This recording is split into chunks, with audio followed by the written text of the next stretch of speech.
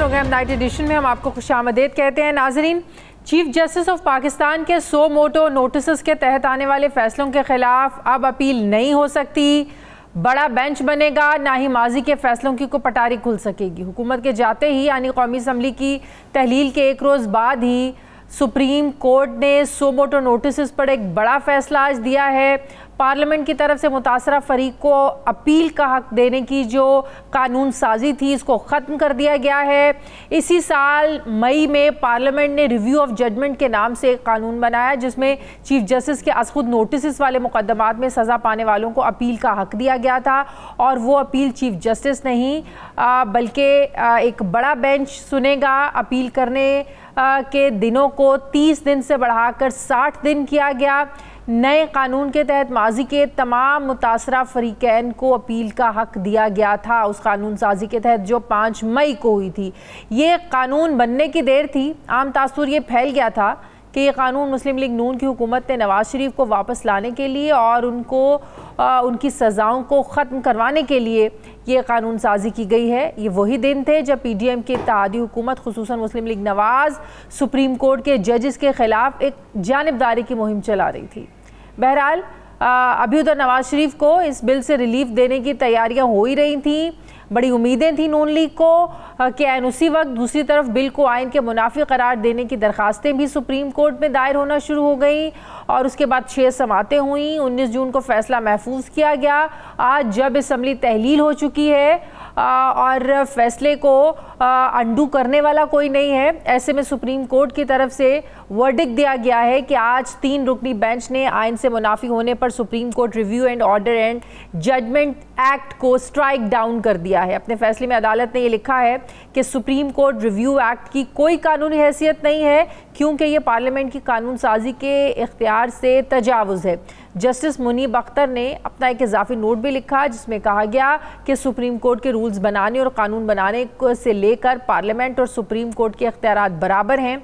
कानून बनाने से आईनी तरमीम नहीं हो सकती और रूल्स में तब्दीली अदलिया की आज़ादी के मुनाफी है। अदालत ने अपने फैसले में ये भी कहा कि अगर इस कानून के तहत अपील का हक दे दिया गया तो मुकदमाबाजी का एक नया सैलाब उमड़ आएगा। अब जहां सुप्रीम कोर्ट के हालिया फैसले की टाइमिंग पर बड़े सवालात उठ रहे हैं, वहीं एक बार फिर ये बहस छिड़ गई है कि क्या इस फैसले ने नवाज शरीफ की मुल्क में वापसी की जो राह हमवार हो रही थी, इसमें फिर रुकावटें खड़ी कर दी हैं। अब इस फैसले के बाद नवाज शरीफ की वापसी की बात करें तो 2017 में सुप्रीम कोर्ट ने पानामा पेपर्स स्कैंडल का फैसला सुनाते हुए नवाज शरीफ को नाअहल करार दिया था।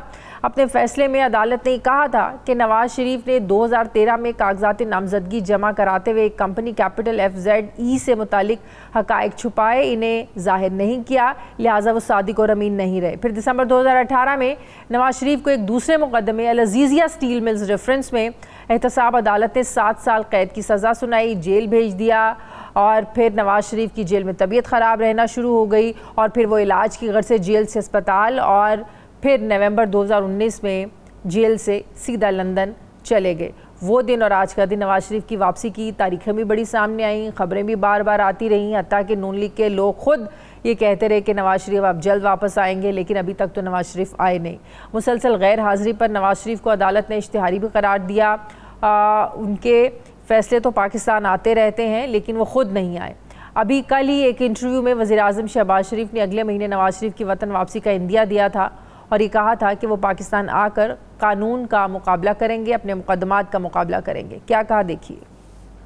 मेरा इरादा है इंशाल्लाह लंदन जाने का अपने बड़े भाई को मिलने के लिए, तो उनसे इंशाल्लाह मैं फाइनल प्रोग्राम से तय करूंगा। लेकिन मैं अभी बता सकता हूं इंशाल्लाह कि वो अल्लाह ने चाहा तो अगले महीने पाकिस्तान तशरीफ ले आएंगे, वो आके कानून का सामना करेंगे। नाजरीन, क्या आज ये फैसला सुनने के बाद भी वज़ीर-ए-आज़म साहब ये कह सकते हैं कि नवाज शरीफ अगले महीने वापस आ जाएंगे या इनका शेड्यूल एक बार फिर से हम तब्दील ही समझें? मुस्लिम लीग नून के रहनुमा आज़म नज़ीर तारड़ ये कह रहे हैं कि रिव्यू एक्ट को कलअदम करार देने के फैसले का नवाज शरीफ के केस पर कोई असर नहीं पड़ेगा क्योंकि पार्लियामेंट में सो मोटो नोटिस के तहत ताहयात नाअहली की सज़ा की मुद्दत को 5 साल तक मुकर्रर करने का जो कानून है ये मंजूर हो चुका है। नून लीग ने सुप्रीम कोर्ट के हालिया फैसले को पार्लियामेंट की गैर मौजूदगी का फ़ायदा उठाने के मुतरादिफ करार दिया है। अब सवाल उठता है कि सुप्रीम कोर्ट के इस फैसले के बाद नवाज शरीफ पाकिस्तानी सियासत में क्या जो माइनस से एक बार फिर से प्लस हो सकेंगे? जो उनकी वापसी की बातें हो रही थी, क्या नवाज शरीफ नए इंतखाबात में हिस्सा ले सकेंगे, या इंतखाबात ही तब तक नहीं होंगे जब तक नवाज शरीफ वापस नहीं आ सकेंगे? मैं बात करूंगी, मुझे ज्वाइन कर रहे हैं राजा आमिर अब्बास साहब हैं, माहिर कानून हैं। अस्सलाम वालेकुम, बहुत बहुत शुक्रिया आमिर अब्बास साहब आपका। आमिर अब्बास साहब, आज जो सुप्रीम कोर्ट का फैसला आया है, जिसको नून लीग ये कह रही है, कुछ लोग ये कह रहे हैं कि ये पार्लियामेंट की गैर मौजूदगी का फ़ायदा उठाते हुए ये फैसला दिया गया है। 2 दिन पहले पार्लियामेंट तहलील होती है, हुकूमत ख़त्म होती है, और आज ये फैसला आना जो जाहिर करता है कि सुप्रीम कोर्ट ये नहीं चाहती थी कि पार्लियामेंट जो है वो इसको अंडू करे, इस पर कोई कानून साजी हो, इसको चैलेंज किया जाए, तो इसीलिए आज ये फैसला दिया गया। क्या कहेंगे आप? देखिए, ये तो एक अजीब सी बात वो कर रहे हैं कि पार्लियामेंट की गैर मौजूदगी का फ़ायदा उठाते हुए, पार्लियामेंट मौजूद भी होती तो पार्लियामेंट का काम है कानून साजी करना, सुप्रीम कोर्ट का काम है उसकी इंटरप्रिटेशन करना और ये देखना कि क्या वो कानून आईन पाकिस्तान से मुतसादिम है या नहीं। और ये कोई पहली दफ़ा नहीं, सैकड़ों ऐसे कवानीन हैं जिनको सुप्रीम कोर्ट ऑफ पाकिस्तान ये कह चुकी है कि ये आइन से मुतसादिम हैं, अल्ट्रा वारिस हैं और वॉइड डिक्लेयर किया। अगर पार्लियामेंट मौजूद भी होती तो पार्लियामेंट यही करती कि वो जो गाली गलोच और जजेस के हद तक का मेज़ तकारीर और करारदादें पास करनी, इसके अलावा पार्लियामेंट के पास कोई इख्तियार नहीं था कि सुप्रीम कोर्ट का जो फैसला है, जो पार्लियामेंट या जो अभी भी रास्ता ओपन है इससे अगर फैसले को चैलेंज करना है, वो रिव्यू की शक्ल में स्पीकर साहब भी इसमें फरीक हैं, वो अभी ये फैसले को चैलेंज किया जा सकता है। लेकिन इसमें 2 बड़ी बुनियादी चीजें लेकिन जो एक बड़ी बुनियादी चीज़ इस फैसले में ये है कि आपने नजर सानी में अपील का हक देना है, उसके लिए आईनी तरमीम ज़रूरी है। इस फैसले का जो आप इसका क्रक्स समझ लें कि जब तक आईनी तरमीम नहीं आप कर सकते, पार्लियामेंट में 2/3 अक्सरियत नहीं होगी, ज़ाहिर है फिर तरमीम नहीं हो सकती। तो जब तक ये तरमीम नहीं हो सकती तो ये कानून कैसे आप इसमें तब्दीली कर सकते हैं? वो पार्लियामेंट हो या ना हो, इससे तो फिर कोई फ़र्क नहीं पड़ता। बिल्कुल आपने सही कहा, पार्लियामेंट हो या ना हो, ये बात जो सी है कि जो 184(3 जैसे आपने अपने इंट्रो में कहा कि सो मोटो के अलावा भी जो डायरेक्ट पिटीशंस आती हैं आर्टिकल 184(3 में, ये उन पे भी लागू होता था। और 184(3 को किसी मकसद के लिए आईन पाकिस्तान में डाला गया था और उस मकसद को अगर चैलेंज करना है तो जो आइन साज हमारी मुकन्नना थी उसने सिर्फ और सिर्फ आर्टिकल 188 के जरिए रिव्यू का दायरा इख्तियार दिया था। अब अगर ये समझा जाता है कि पार्लियामान में या इवन वकला की तंजीमों ने भी ये बात की कि इसके खिलाफ अपील का राइट होना चाहिए, तो बिल्कुल दुरुस्त बात है। अपील का राइट के लिए जो तरीक़ाकार है वो ये है कि आईन पाकिस्तान में एक ऐसी असेंबली जिसमें 2/3 की मेजॉरिटी हो, वो आइन में अमेंडमेंट करे, आर्टिकल 185 में करती है, 184 में करती है और उसमें अपील का राइट देती है, तो वेल गुड इनफ।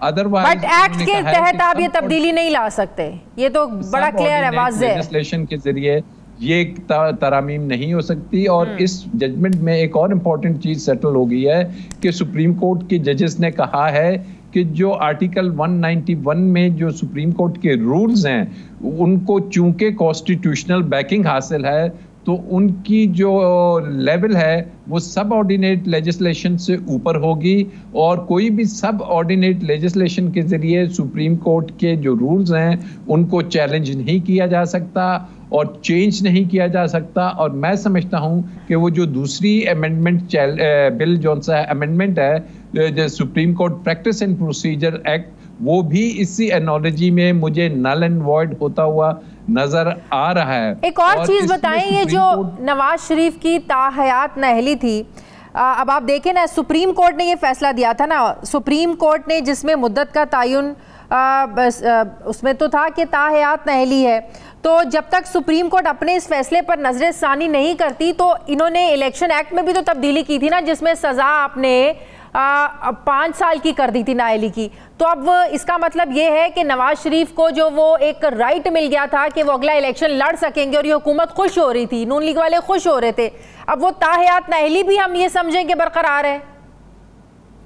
नहीं, देखिए नवाज शरीफ साहब की जो नाअहली हुई थी उसके बाद उन्होंने रिव्यू भी अपना एग्जॉस्ट कर लिया था वो तो अभी इवन इस कानून के तहत भी एक क्वेश्चन मार्क, एक उनका केस था कि क्या वो सेकंड रिव्यू फाइल कर सकेंगे, और कोशिश यही की जो आउटगोइंग गवर्नमेंट है कि उन्होंने चेंज किया कि हम सेकंड रिव्यू को चूंकि अपील में बदल रहे हैं तो शायद मियां नवाज शरीफ साहब को ये फैसिलिटी मिल जाएगी। लेकिन जब उन्हें अदालत में केस चल रहा था, नज़र आ गया कि जनाब यहाँ पे ये बात शायद अदालत नहीं अलाउ करेगी, तो उन्होंने इलेक्शन एक्ट 2017 में अमेंडमेंट कर दी कि जनाब ये जो नाअहली है 62(1)(f) की, उसकी मुद्दत 5 साल होगी, जो कि वो पूरी कर चुके हैं। लेकिन वो भी चैलेंज है क्योंकि उसमें सुप्रीम कोर्ट का एक 5 रुकनी बेंच वो ये फैसला दे चुका है कि जनाब चूंकि आर्टिकल 62(1)(f) में मुद्दत नहीं दी गई तो इसमें परपेचुअल नाअहली होगी, ताहयात होगी, तो गालिबन उसको इस टच स्टोन पे देखा जाएगा कि क्या उसको भी एक लिमिट देने के लिए आईनी तरमीम जरूरी है या एक इलेक्शन एक्ट में चेंज करके ही वो दे सकते हैं। अब ये मैटर भी सुप्रीम कोर्ट के सामने है, अगर वो इसे भी वॉइड और अल्ट्रा वायरिस करार देते हैं तो फिर नवाज शरीफ साहब की जो नाअहली है वो ताहयात ही रहेगी। तो ये मल्टीपल क्वेश्चंस हैं कि जिसमें बज़ाहिर यहाँ से भी रिलीफ लेने की कोशिश की। एक्चुअली तो जितनी भी कानून साजी हुई ये पर्सन स्पेसिफिक हुई, जो दर्जनों के हिसाब से कानून साजी और बिल पास हुए ये तमाम के तमाम कोई अवाम के लिए या किसी और के लिए नहीं थे, चाहे वो नैब की अमेंडमेंट्स हों, चाहे ECL से निकाले जाने का हो, चाहे सुप्रीम कोर्ट के। और फिर एक इम्पोर्टेंट चीज है तो ये भी आपको पर्सन स्पेसिफिक ही लगा था, ये जो supreme court review and judgements and order act, ये भी हम यही समझे कि ये पर्सन स्पेसिफिक था। ये ना सिर्फ पर्सन स्पेसिफिक था, आर्टिकल 8 पाबंदी लगाता है कि जो पार्लियामेंट है वो उसकी जो लिमिट है या उसका जो कानून साजी का इख्तियार है वो उसको मुख्तलिफ सूरत-ए-हाल में नहीं मिलता। और जो कंकरेंट लिस्ट है शेड्यूल 4 में आइटम 5 है, वो पाबंदी लगाता है कि सुप्रीम कोर्ट की पावर्स को आप कर्टेल नहीं कर सकते। और ये जो इख्तियार समझा जाता है कि ऐसा इख्तियार है कि जिसको हर तरीके से पार्लियामेंट कोई भी कानून साजी कर सकती है, तो इस चीज़ को आइन के आर्टिकल 8 ने रोका है। और यही वो वजह है कि सुप्रीम कोर्ट ने कहा है कि जो पार्लियामेंट है उसको ये इख्तियार नहीं था कि वो सुप्रीम कोर्ट की जो कि थर्ड पिलर है इस आइन का, उसकी पावर्स में और आर्टिकल 188 को सब ऑर्डिनेट लेजिस्लेशन के जरिए हल करे और अल्टीमेटली इसका असर बाकी केसेस जो कि चैलेंज तो अब हम अल्टीमेटली ये समझें कि नवाज शरीफ की सजाएं बरकरार हैं, वो इश्तिहारी भी हैं, वो वापस आके अपनी जेल में होते हुए बाहर उनकी जो टीम है वो उनके मुकदमात लड़े, रिलीफ के लिए अपील्स करें, पटिशन्स दें ज़मानत के लिए, उसके बगैर कोई हल नहीं है। वापस एक ही सूरत में उनको रिलीफ एक ही सूरत में उन्हें मिल सकता है जब वो वापस आकर अपने इन कानूनी मुकदमात का सामना करें। देखिए वापस तो उन्हें आना पड़ेगा और उनकी appeal although Islamabad high court से डिसमिस हो चुकी है, लेकिन एक उन्होंने विंडो उसमें रोकी कि अगर वो आके ये सेटिस्फाई करते हैं कि मैं बीमारी या कोविड उस जमाने में था उसकी वजह से नहीं आ सका तो उन्हें एक मौका दिया जाएगा। लेकिन ये अजीब सी सूरत हाल है कि वो दुबई तक यहाँ से 1.5 घंटे की फ़्लाइट है, वहाँ तक तो आ सकते हैं, यूरोप भी जा सकते हैं, लेकिन वो पाकिस्तान ट्रैवल नहीं कर सकते और अपनी अपील में पेश नहीं हो सकते। तो मियाँ साहब को इस्लामाबाद हाई कोर्ट में भी ये जो केस है उसमें दुश्वारी होगी। ठीक है, बहुत बहुत शुक्रिया माहिर कानून राजा आमिर अब्बास साहब मेरे साथ थे। मुझे ब्रेक लेनी है नाज़रीन, वापस आते हैं वक्फे के बाद।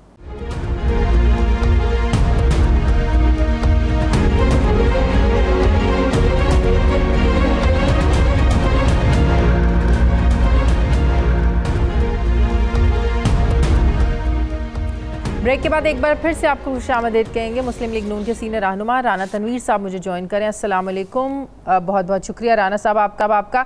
राना साहब, आज सुप्रीम कोर्ट ने बड़ा एक वाज़ेह फ़ैसला दिया है supreme court review of judgements and order act 2023 के हवाले से। इसकी अहम शिक्कों पर सवालात उठाए हैं, कलअदम करार दिया है जो आप लोगों ने मई के महीने में ये कानून साजी की थी। बड़ा एक वाज़ेह फ़ैसला है, लेकिन आप लोग कह रहे हैं कि सुप्रीम कोर्ट ने फ़ैसला इसलिए दिया है कि पार्लियामेंट नहीं है, पार्लियामेंट की गैर मौजूदगी का फ़ायदा उठाया है।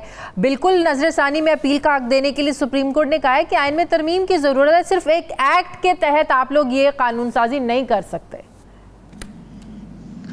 देखिए, ये मैं बताऊँ शादिया, जो सुप्रीम कोर्ट के फैसले हैं, स्पेशली ऐसे केसेस जिस पे पॉलिटिकल लोग इन्वॉल्व होते हैं या पॉलिटिक्स इन्वॉल्व होती है, और दूसरी वो कैटेगरी जो पार्लियामेंट लेजिस्लेशन करती है, उसकी इंटरप्रिटेशन जिस तरह ये करते हैं या उसकी इंटेंट पे नहीं जाते, तो मैं समझता हूँ ये एक लंबी हिस्ट्री है। आप उठा के देखें हाउस ऑफ कॉमन के या जहाँ भी इस किस्म की वो डिबेट भी देखते हैं कि लेजिस्लेटर की इंटेंशन क्या थी ये लेजिस्लेशन करते हुए, लेकिन अनफॉर्चुनेटली ये अपनी इंटरप्रिटेशन करते हैं 63A की जिस तरह। लेकिन माजरत के साथ जब आप लोग ये लेजिस्लेशन कर रहे थे, ये कानून साजी हो रही थी, तो उसी वक्त ये एक तासुर फैल गया था कि नवाज शरीफ को वापस लाने के लिए, उनकी सज़ाएं ख़त्म करवाने के लिए, उनका इलेक्शन, अगले इलेक्शन में हिस्सा लेने के लिए आप लोग ये सब करें। इस कानून साजी को पर्सन स्पेसिफिक कानून साजी का नाम दिया जा रहा था। नहीं, देखें, कोई भी, ये सिर्फ नवाज शरीफ साहब की नहीं है डिस्क्वालिफिकेशन की बात, ये बहुत सारे लोग उसकी ज़ाद में हैं ऐसे फैसलों की जिनकी जो फैसले बिल्कुल एक विक्टिमाइजेशन सुप्रीम कोर्ट के ज़रिए हुई है। मियां नवाज शरीफ का जो केस है, हुकामा पे जो डिस्क्वालीफाई किया गया, लाइफ डिस्क्वालिफिकेशन, वो कोई आप बताएं किसी भी शख्स को बात कर ले, वो कहता है जी वो तो बिल्कुल गैर कानूनी बात है, वो तो गैर इनी बात है। तो मैं समझता हूँ इस बहस में पढ़ेंगे तो ये खुदाई ताकत तो नहीं ना इनके पास इनके अपने फैसले जो है उन पे बेशुमार उंगलियां उठी हैं। तो ये अब समझ में नहीं आती ना, एक ऐसा मुल्क जहाँ पर अदालतें, सुप्रीम कोर्ट, मुल्क की सबसे बड़ी अदालत, पार्लियामेंट की कानून साजी को नहीं मानती है। जब सुप्रीम कोर्ट उस पर कोई फ़ैसला देती है, उसे हमारे सियासतदान नहीं मानते हैं, तो कौन फ़ैसला करे, कौन कानून साजी करे, फिर क्या हो ऐसे मुल्क में? शायद बात आपकी ठीक है, लेकिन जो जजमेंट आती हैं, फैसले आते हैं, जब वो फैसले आ जाते हैं, जब सब जुडिस केस होते हैं, तो उस वक्त उन पे तबसरे या कमेंट्स नहीं होने चाहिए। लेकिन जब फैसले आ जाते हैं तो subject to discussion, subject to criticism, वो बिल्कुल एक ऐसी लीगली बात है। तो इसलिए वो तो एक जजमेंट की बात है जो कामा पे की, इन्होंने लाइफ डिस्क्वालिफिकेशन की, बेटे से तनख्वाह नहीं ली गई। तो ये एक लंबी कहानी है सुप्रीम कोर्ट की। आप 50 से अच्छा, अब इस पे भी कंफ्यूजन है। जो इलेक्शन एक्ट 2017 के जरिए आप लोगों ने तब्दीली की थी कि तायात को आपने 5 साल में बदल दिया था, अब इस पर भी अभी फैसला आना बाकी है। इस हवाले से भी मामला सुप्रीम कोर्ट में है कि क्योंकि ज़ाहिर सुप्रीम कोर्ट ने अभी ये फैसला दिया हुआ है तायात का, उनकी नाअहली का, तो इस पर भी अभी एक कन्फ्यूजन है कि वो इलेक्शन एक्ट के जरिए अब उसको भी कलअदम करार देते हैं या वो बरकरार रहता है। नहीं, मैं वही कहता हूँ कि ये सुप्रीम कोर्ट के पास ये तो नहीं कि ये मर्द को औरत कह दें, औरत को मर्द कह दें, ये कहाँ लिखा हुआ है? ये तो ये काम कर रहे हैं, बिल्कुल कर रहे हैं। इंटरप्रिटेशन ऐसी करते हैं जिसका कोई लॉ से या इनके शिकों से कोई वास्ता नहीं होता। तो ये एक फिर बात आ जाती है। लेकिन जो बात मियां नवाज शरीफ साहब की है, जहाँ तक कन्विक्शन का तल्लक है, सुप्रीम कोर्ट मुल्क की सबसे बड़ी जज अदालत, बड़े जज वहाँ बैठे हैं, तो कैसे वो फिर जज बने बैठे हैं जो आप कह रहे हैं कि उनको पता ही नहीं है? नहीं, तो जो 22 करोड़ के नुमाइंदे हैं आके बैठे हुए हैं, वो किस तरह बैठे हुए हैं? 22 करोड़ या 24 करोड़ के लोग जो नुमाइंदे बैठे हुए हैं असेंबली में, वो किस लिए? कानून उन्होंने पढ़ा है जो सुप्रीम कोर्ट में बैठे हैं, जो पार्लियामेंट में बैठे हैं, कानून उन्होंने पढ़े हुए हैं। नहीं, कानून बनाना देखें पढ़ा मैं क्या इसमें क्या इन्होंने क्या पढ़ा हुआ है? असेंबली में बहुत सारे ऐसे लोग हैं जो इससे ज्यादा पढ़े लिखे हुए लोग हैं। ये बात ना करें आप। बात तो ये है कि क्या किसके पास अख्तियार है? क्या पार्लियामेंट के पास अख्तियार लेजिस्लेशन का नहीं है? क्या वो इनको नहीं अमेंड कर सकते, इन बना नहीं सकते, लॉ बना नहीं सकते? तो ये एक नोखी वारदात हो रही है। आईनी चीज में अगर आपने तब्दीली करी तो उसके लिए तो आईनी तरमीम चाहिए ना, और आईनी तरमीम के लिए 2/3 चाहिए। 2/3 है नहीं, तो कैसे आप लोग कर सकते हैं? ये भी कहा गया कि हो सकती है, बिल्कुल नजरसानी में आप उसको हक दें, लेकिन उसके लिए आप तरमीम कर लें। नहीं, ये उनका ख्याल है ना। मैं समझता हूँ कि अगर इलेक्शन एक्ट में हमने तरमीम की है तो जायज़ बात है, उसमें जितने भी लॉ, एक तरफ कहते हैं आप इलेक्शन लॉज बनाएं, आप क्यों नहीं कहते, क्यों लाइफ अगर डिस्क्वालीफाई हुए तो आप डिफाइन करते इसको कि ये कितनी होनी चाहिए। ये सुप्रीम कोर्ट का अपना है कि आप लेजिस्लेटर्स इसको डिफाइन कर दे कि ये कितनी होनी चाहिए, 5 साल होनी चाहिए, 10 साल होनी चाहिए, 20 साल होनी चाहिए या 1 साल होनी चाहिए। तो जब वो डिफाइन करते हैं तो फिर कहते हैं खास करके किसी एंगल से फिर वही फैसले दिए जाते हैं कि ये इसको हम। तो अब मुझे ये बताएं कि अब नवाज शरीफ की वापसी, अब इसको फिर अब फिलहाल के लिए ना ही समझा जाए? नहीं, मियाँ साहब आएंगे। देखिए, ये जो लॉ है इन्होंने स्ट्राइक डाउन किया है, उसका तलक डिस्क्वालिफिकेशन वाले केस है जो लाइफ डिस्क्वालीफाई के हुए हैं, उसकी रिव्यू की बात हो रही है। बाकी जो कन्विक्शन उनकी है वो उसका इसके साथ कोई तलक नहीं। वो आएंगे, वो उस केस को फेस करेंगे जिसमें वो कन्विक्ट हुए हैं, और वो उनकी एक अपील है। अपील में इंशाल्लाह वो जो कन्विक्शन हुई है तो जाहिर है फिर वो इलेक्शन तो नहीं लड़ सकेंगे। नहीं, इलेक्शन का लड़ना या लड़ने का मसला और है, उसे आने या जाने का मसला नहीं। वो हर हाल में आएंगे पाकिस्तान में और इलेक्शन को लीड करेंगे। वो लड़ना या लड़ना वो देखेंगे कि क्या इलेक्शन लॉज जो हमने अमेंड किए हैं 5 साल में इलेक्शन लॉज में किया है अमेंडमेंट, वो लागू होती है या इनकी ये जजमेंट लागू होती है। नहीं, ज़ाहिर है ये सारी चीज़ें आपस में जुड़ी हुई है ना, उनका वापस आना, ये केसेस, फिर जो आज फैसला आया है, जो आप लोगों ने कानून साजी की थी, फिर उनका इलेक्शन लड़ना, फिर उनका जो नाहली है 5 साल की इलेक्शन एक्ट 2017 में की गई, आप लोगों ने तायात को उसमें बदला। ये सारी चीज़ें एक दूसरे से जुड़ी हुई है ना, उनका वापस आना, इलेक्शन कैंपेन को चलाना। शाजिया, आप बात को मैं क्लियर कर दूं आपको, इसमें कोई जुड़ी हुई नहीं। देखिए, 2-3 मुख्तलिफ चीज़ें हैं। एक तो है कि उनका पाकिस्तान में आना, पाकिस्तान में आएंगे इंशाल्लाह, इलेक्शन से पहले आएंगे, इलेक्शन को लीड करेंगे, इलेक्शन अपनी पार्टी को इलेक्शन कैंपेन में वो हिस्सा लेंगे। वो कायद है, वो सुप्रीमो हैं और वो करेंगे। दूसरी जो बात है कि वो इलेक्शन लड़ सकते हैं या नहीं लड़ सकते, वो डिस्क्वालिफिकेशन के साथ तल्लक है। डिस्क्वालिफिकेशन लॉ लाइफ डिस्क्वालीफाई इन्होंने किया हुआ है, जिसके लिए हम समझे हमारा हक है कि फुल बेंच बैठे और उसको देखे क्या वो वाकई उसके वो बेसिस थे या एक ऐसे ही विक्टिमाइजेशन हुई है, और वो हमारा हक है। वो बात एक दूसरी है। तीसरी बात कन्विक्शन की है। वो आएंगे, उसको फेस करेंगे, चाहे वो जेल उनको जाना पड़े, और वहाँ से वो अपनी अपील का इंतज़ार करेंगे। इंसाफ हम इंशाल्लाह तो करते इंसाफ मिलेगा और वो जजमेंट सेटिस्फाइड हो जाएगी। वो तो इलेक्शन तो इस चीज़ का इंतज़ार नहीं करेंगे? नहीं, इलेक्शन का इंतजार नहीं करेंगे, लेकिन इलेक्शन अभी मेरा ख्याल 6 महीने लगेंगे। वो तो सितंबर में आएंगे इंशाल्लाह, इसमें कोई शक नहीं। वो आएंगे और इलेक्शन। अच्छा, मेरी बात सुनिए, इलेक्शन अगर नहीं भी लड़ते तो अपनी पार्टी को वो इलेक्शन लड़ाएंगे। ये तो कोई आप बात ना, उसके साथ ये जुड़ी हुई नहीं है कि जरूरी है। यही तो मैं बात कर रही हूँ कि आप कहते हैं कि वो आएंगे, पार्टी को लड़ाएंगे, कैंपेन भी करेंगे। शहबाज शरीफ साहब ने भी कहा 2 दिन पहले के इंटरव्यू में कि वो आएंगे और अपनी पार्टी की जो कैंपेन है उसको लीड करेंगे। लेकिन जब वो कन्विक्टेड होंगे, बाहर रह के कैसे वो लीड कर सकते हैं? फिर क्यों नहीं कर सकते? कैसे कर सकते हैं? क्यों वो मेरा लजीजिया में वो कहाँ से गए थे बाहर? लंदन, जेल से अस्पताल से लंदन वापस आएंगे तो उन्हें कहाँ जाना होगा? वो तो मैं कहता हूँ, अगर जेल में वो आएंगे, वो जेल में जाएंगे, तो जेल से वो इलेक्शन पिछले 2018 में वो किधर थे? उन्होंने हमारे कैंपेन भुगता बिना बाहर कैंपेन कौन कर रहा था? वो तो अंदर बैठे हुए थे। अब तो आप बात करेंगे कैंपेन उन्होंने करनी है। अब जेल में बैठे तो कैंपेन नहीं करेंगे ना वो। शाजिया, वो आएंगे, वो जेल जाएंगे, अपनी अपील दायर करेंगे और इंशाल्लाह उनको इंसाफ मिलेगा। उनको बिल्कुल वो बाहर आएंगे और इलेक्शन कैंपेन में वो होंगे, ये मैं आपको बता रहा हूँ। अच्छा, वो आएंगे भी, जेल भी जाएंगे, और जेल में जब वो जाएंगे बाहर उनके केसेस लड़े जाएंगे, वापस आएंगे, फिर वो कैंपेन्स में हिस्सा लेंगे, ऐसे ही है?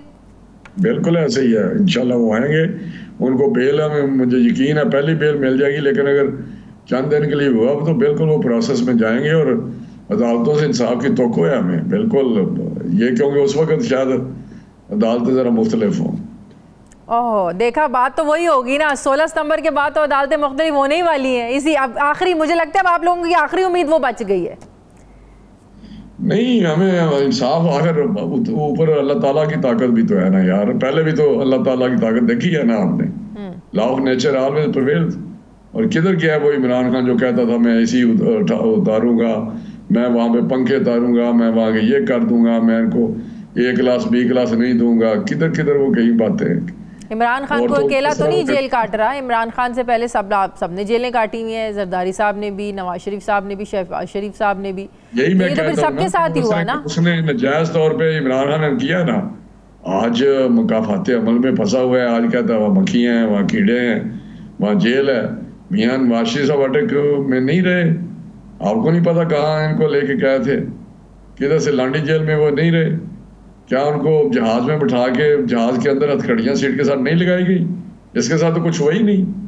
ये तो लाडला बना हुआ है सिस्टम का। सही। निगरान वज़ीर आज़म का फैसला कब होगा? एक मुलाकात हो गई, उसमें कोई नतीजा सामने नहीं आया प्राइम मिनिस्टर का, अपोजिशन लीडर का। दूसरी मुलाकात कल है, तो फैसला हो चुका है, सिर्फ ये अब फॉर्मेलिटीज़ हैं सामने लाने में, या पार्लियामेंट्री कमेटी तक सूरत हाल जा सकती है? राना साहब। शादिया, मैं आपको बताऊं, ये हम इतने इम्पेशेंट हैं कि पहले दिन से कौन, बल्कि असम्बली डिजॉल्व होने से पहले ही कोई 10 दिन पहले 15 दिन इतना चीख चाड़ा था कि फलां फलां फलां, एक लंबी लिस्ट, आप पता नहीं 20 नाम गुजर गए हैं, प्राइम मिनिस्टर फलां, प्राइम मिनिस्टर फलां, केयर टेकर प्राइम मिनिस्टर। मुझे बजाय एक आइन में एक तरीकाकार तयशुदा है, 3 दिन इधर लगेंगे, फिर 3 दिन पार्लियामेंट्री कमेटी में लगेंगे, फिर 2 दिन इलेक्शन कमीशन के पास है। तो मैं समझता हूँ ये चीज़ होनी है ना। अगर आज क्यों इतने पेशेंट है जी, जो कल होनी है आज बता दें भाई, कल पता चल जाएगा, कल पता नहीं चलेगा, परसों पता चल जाएगा। अब दिन तो चंद, मतलब क्या आप ये कह रहे हैं कि पार्लियामेंट्री कमेटी में भी जा सकता है फैसला, फिर वहां से चीफ इलेक्शन कमिश्नर को भी जा सकता है, वहां भी जा सकता है। एक तरीकाकार है, इन्हीं तरीकाकार है। अगर इत्तेफाक नहीं होता प्राइम मिनिस्टर और लीडर ऑफ द अपोजिशन के दरमियान, लीडर ऑफ द हाउस और लीडर ऑफ द अपोजिशन, तो फिर पार्लियामेंट्री कमेटी के पास जाएगा। अगर वहां भी वो एक किसी नाम पे इत्तेफाक नहीं करते, लीडर ऑफ ऑपोजिशन की इतनी जुर्रत है कि वो इनकार कर सकें या इत्तेफाक ना करें? नहीं, क्या वो आप उसको क्या समझे? राजा रियाज एक सियासी आदमी है, उसकी एक लंबी इनिंग है वो, ये आप नो डाउट इस चीज पे तो कोई इनकार ही नहीं है, लेकिन जिस तरह के ऑपोजिशन लीडर या उनकी जो कारकर्दगी पिछले 15 महीनों में हमने देखी है, वो ऑपोजिशन लीडर वाली तो नहीं है। आप मुझे बताएं, ऑपोजिशन लीडर वाला कोई एक उन्होंने खड़े होकर आप लोगों के खिलाफ कोई एहतजाज किया हो, कोई बिजली महंगी होने पर, कोई महंगाई होने पर, कोई एक मुझे उनका एक्ट बता दें जो ऑपोजिशन लीडर वाला हो, कोई एक बता दें। अब मेरा ख्याल है आपको आदत पड़ गई है कि इमरान खान की गाली गलोच वाली सियासत, बदतमीजी की सियासत, हाथ ना मिलाने की सियासत। एक रीजनेबल अपोजिशन जो है उसने हर एक इशू पे तकरीर किया, रिकॉर्ड की बात है, प्रोटेस्ट भी किया है, लेकिन गाली गलोच नहीं की। लेकिन आप अगर समझते हैं दिंगा मुश्ती होती, लड़ाई मार कुटाई करता, वहाँ पे गालियाँ निकालता, तो फिर तो वो ठीक है, आपकी बात ठीक है। अगर एक संजीदगी के साथ इश्यूज को उठाया है, और उसके साथियों ने भी उठाया है, वहाँ जितने भी लोग बैठे हुए थे उन्होंने तकरीर उठा कर उनकी देखें, किस चीज़ पे नहीं उन्होंने बात की। लेकिन अगर समझते हैं कि हाँ वहाँ पे शोर शराबा होता, वहाँ गाली गलोच होता, वहाँ कागज फाड़े जाते, तो मैं समझता हूँ कि आप किसी तरफ तो रुक जाएं, किसी तरफ आप लोग भी रुक जाएं किसी तरफ। बहुत बहुत शुक्रिया मुस्लिम लीग नून के सीनियर रहनुमा राना तनवीर हुसैन साहब मेरे साथ है, बहुत शुक्रिया। मुझे ब्रेक लेनी है, वापस आते हैं वक्फे के बाद।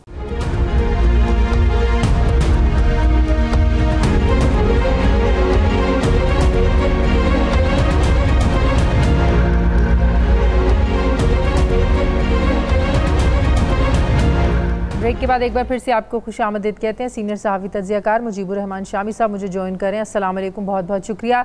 शामी साहब, आज की जजमेंट के बाद आपको लगता है कि नवाज शरीफ की वापसी फ़िलहाल के लिए ठहर गई है? शुक्रिया। देखें, जजमेंट जो है उसमें यानी जो अपील का हक तो ख़त्म कर दिया गया है जी। यानी नवाज शरीफ साहब या जहांगीर तरीन साहब अपने फैसलों के खिलाफ अपील नहीं कर सकेंगे या नजरसानी की नई दरख्वास्त नहीं दे सकेंगे। लेकिन वफाकी वजीर कानून आजम नजीर तारड़ साहब का कहना है कि जो बिल मंजूर किया है कौमी असम्बली ने और सेनेट ने, जिसमें नाअहली की मुद्दत 5 साल मुकर्रर हुई है, उसका वो लागू होगी नवाज शरीफ साहब पर भी, और उनकी नाअहली जो है वो खत्म हो चुकी है कि उनके 5 साल पूरे हो चुके हैं। अब ये नुक्ता ऐसा है जिस पर ज़ाहिर है अदालतों में बहस होगी, लोग दरखास्तें देंगे, लेकिन इम्पॉर्टेंट फैसला तो रिव्यू पिटिशन के हवाले से है ना, जिसके हवाले से जो इन्होंने कानून साजी की थी, उसको लेकर तो अदालत ने यही कहा है कि आप जब तक ये आईनी तरमीम इसमें 2/3 के साथ नहीं होती है तो कैसे आप एक सिंपल एक्ट के तहत तब्दीली कर सकते हैं। नहीं, वो कानून की हद तक तो आपकी बात दुरुस्त है जी, उसको तो उन्होंने खत्म कर दिया है जी, लेकिन नवाज शरीफ साहब की जो नाअहली है उसके बारे में एक मौक़िफ़ ये है कि जो वो 5 साल और खत्म हो गई है, यानी उस पर भी इत्तलाक हो रहा है जो कानून मंजूर किया है पार्लियामेंट ने उसका। लेकिन दूसरे केस में तो फिर भी कन्विक्टेड हैं वो अल अजीजिया में। नहीं, कन्विक्टेड 5 साल के लिए नाअहली 5 साल से ज्यादा नहीं हो सकती, ये कानून बनाया है पार्लियामेंट। अब अगर उसका इत्तलाक नवाज शरीफ साहब पर होता है तो उनकी नाअहली तो खत्म हो चुकी, क्योंकि 5 साल पूरे हो चुके। लेकिन 5 साल की जो वो नाअहली थी वो तो 63(1) वो जो उन्होंने अपना जाहिर नहीं किया था तनख्वाह लेने का मामला, वो तो उस हवाले से था। जहांगीर तरीन साहब पे भी वही अप्लाई होता था। लेकिन अल अजीजिया में जो 6 साल की उनकी सज़ा है, जो कन्विक्शन है, वो तो अपनी जगह बरकरार है। 7 साल की सज़ा, देखिए वो कन्विक्शन एक अपनी जगह है, हाँ, लेकिन उसके नतीजे में ताहयात नाअहली नहीं होती। लेकिन अभी ये भी एक कंफ्यूजन, नाअहली एक बिल्कुल मुख्तलिफ बात है, हाँ, और सजा एक बिल्कुल मुख्तलिफ बात है। लेकिन अभी कुछ माहिरीन कानून कह रहे हैं कि इस पर भी अदालत ने अभी फैसला करना है कि इसको भी एक एक्ट के जरिए तब्दीली को माना जाएगा, या इसके लिए भी होगा कि तरमीम, आईनी तरमीम की जरूरत है। तो फिर अदालत में मामला जाएंगे तो फिर अदालत को फैसला करना होगा। सही, तो आपको इस तनाजुर में लग रहा है कि अब सारे मामला जुड़े थे नवाज शरीफ साहब की वापसी से। अगर नवाज शरीफ की वापसी ताख़ीर से होगी, या सारी चीज़ें प्लान भी उस हवाले से ही होंगी, निगरान सेटअप कैसा होगा, फिर आपके इलेक्शंस कब होंगे, क्योंकि मुस्लिम लीग नून तो यही चाह रही थी कि अब नवाज शरीफ साहब वापस आ जाएंगे, 4, 5, 6 महीने में इलेक्शंस हो जाएंगे, वो कैंपेन भी रन करेंगे, इलेक्शंस में हिस्सा भी लेंगे। तो अब मामला आपको लगता है कि लेट होंगे?